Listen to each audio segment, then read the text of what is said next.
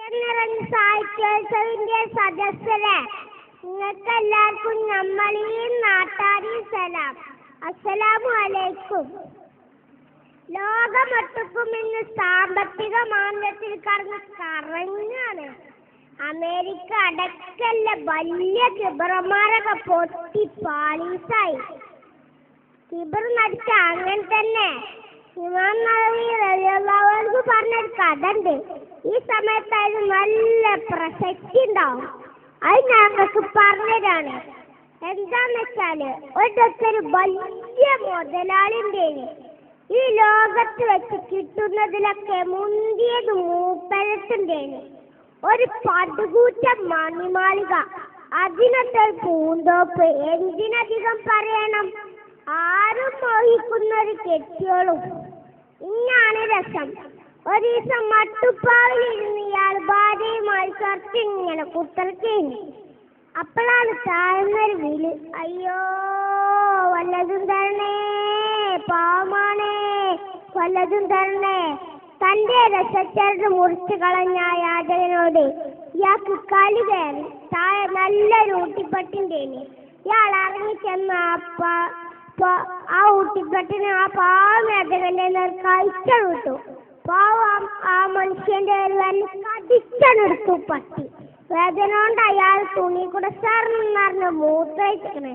പച്ച പാവല്ലേ. സംഗതി ഏതായാലും മുതലാളിന്റെ പെണ്ണുങ്ങളെ നല്ലോളേത്. ഓള് പറഞ്ഞു, ഇക്ക നിങ്ങളെന്താ കാട്ടിയത്? ആ സാധുവിനോട് മാപ്പ് ചോദിച്ചോളെ. അയാൾ ദേഷ്യം കയറി പറഞ്ഞു, ഇച്ചൊന്ന് പോകണ്ടെന്ന്, ഇച്ച് മാണ്ടിയതൊക്കെ ഞാനും കാട്ടും പറഞ്ഞു. ആ സമയത്ത് ആ പാവം യാചകൻ ഒരു മരച്ചട്ടിയിലിരുന്ന് കരഞ്ഞിങ്ങനെ പഠിച്ചവനോട് പരാതി പറയണേ, അല്ല കൂട്ടരെ, നിങ്ങൾ മറന്നോ ആക്രമിക്കപ്പെട്ടവന്റെ പ്രാർത്ഥന പടച്ചോ കടുപ്പം കേൾക്കുമെന്ന് ഞങ്ങളോട് കഴിഞ്ഞെല്ലാം പറഞ്ഞത്? അതേമാതിരി ഇയാളെ തുണി പടച്ചോൻ കേട്ടു. പിന്നല്ലേ പുകില്. നിങ്ങൾക്ക് കേൾക്കണോ? ഈ മുത്തക്കബിറായ മുതലാളിക്ക് അസുഖം വന്നു. ചില്ലറ അസുഖമൊന്നല്ല, എല്ലാരും വെറുക്കുന്ന അസുഖം. ഏതായാലും കുറെ ചികിത്സിച്ചു നോക്കി, കോയി ഫായിദ നഹി ഹെ. മാത്രല്ല ഇല്ല സ്വത്തൊക്കെ വിറ്റ് തൊലക്കുകയും ചെയ്തു. ഒടുക്കെ ആ വലിയ മാളികയും വിറ്റു. സ്നേഹനിധിയായ ഭാര്യ അല്ലാത്ത എല്ലാവരും മൂപ്പരെ ഒഴിവാക്കി. ആ പെണ്ണ് ഇപ്പത്തെ ചെറ്റക്കുടിലിൽ അയാളെ പരിപാലിച്ചു. പക്ഷെ ഓളെ കുടിക്കാർ വന്ന് ഓളെ ബലമായി കൊണ്ടുപോയി. കുറച്ചു കാലങ്ങൾക്ക് ശേഷം ഓളെ വേറെ കെട്ടിക്കുകയും ചെയ്തു. മാപ്പിളൻ്റോർക്ക് ചെന്നപ്പോഴല്ലേ സംഗതി അറിയുന്നു. മൂപ്പരാൾ വിരല് മുന്നിക്കണു. ഒടുക്കം പോക്ക് മനസ്സിലായി, ഇത് പഴയ യാചകനാണെന്ന്.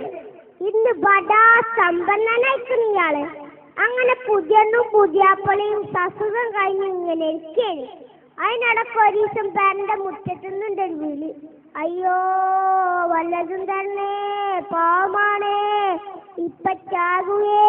അതിൽ നല്ലോനായ മുതലാളി പറഞ്ഞു, എടി ആ പാവത്തിന് എന്തെങ്കിലും കൊടുത്താ നിങ്ങളോട് പറയുകയാണെങ്കിൽ. യാചകനെ കണ്ടേക്ക് പെണ്ണ് ബോധം കെട്ടണ് വീണു. അല്ലാ, എന്താ കാരണം എന്നറിയോ? അതോളെ പഴയ ഭർത്താവേനി. എങ്ങനെയുണ്ട് ചങ്ങായിമാരെ? അതുകൊണ്ട് ആരും കിബർ കാട്ടണ്ട, പാവങ്ങളെ കണ്ടില്ലെന്ന് നടിക്കണ്ട. മേലെ ഒരുത്തനുണ്ട്, മറക്കരുതട്ടോ.